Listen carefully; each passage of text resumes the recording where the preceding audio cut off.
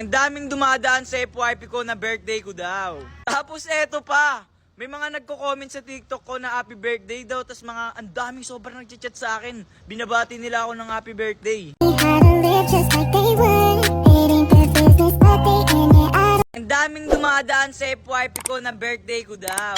Tapos eto pa, may mga nagko-comment sa TikTok ko na happy birthday daw. Tapos mga ang daming sobrang nagchat sa akin. Binabati nila ako ng happy birthday. Eh hindi ko naman birthday. Pero maraming salamat pa rin sa inyo guys kasi advance nyo akong binati. Pero yung birthday ko naman talaga ay next month pa. Lilinawin ko lang po sa inyo hindi ko po birthday ng April 10.